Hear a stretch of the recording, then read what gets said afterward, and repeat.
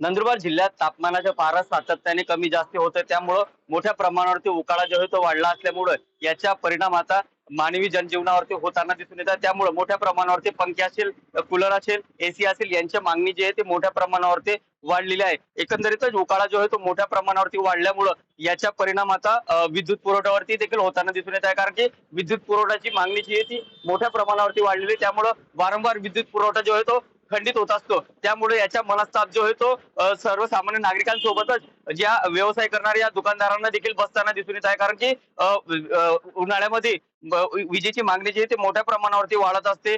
त्यामुळं विद्युत पुरवठा जो आहे तो वारंवार खंडित केला जात आहे। त्यामुळे याचा मनस्ताप जो आहे तो सहन करावा लागत आहे। नंदुरबार जिल्ह्यामध्ये तापमान जे आहे ते 44 ते 42 अंश सेल्सिअस पर्यंत राहत आहे। त्यामुळे याचा परिणाम जो आहे तो सर्वसामान्य नागरिकांवरती होताना दिसून येत आहे। कारण की सकाळच्या सत्रातच तापमानाची तीव्रता जी आहे ती अधिक वाढत असते।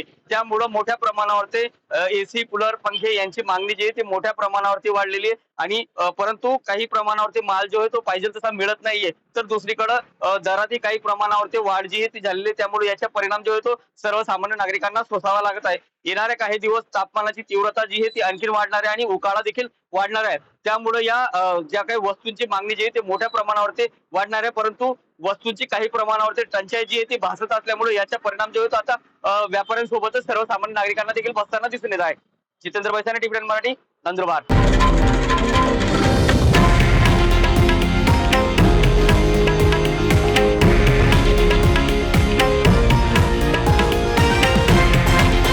हे आहे देशातील नंबर 1 न्यूज नेटवर्क आणि आपण पाहत आहात TV9 मराठी, एकमेव।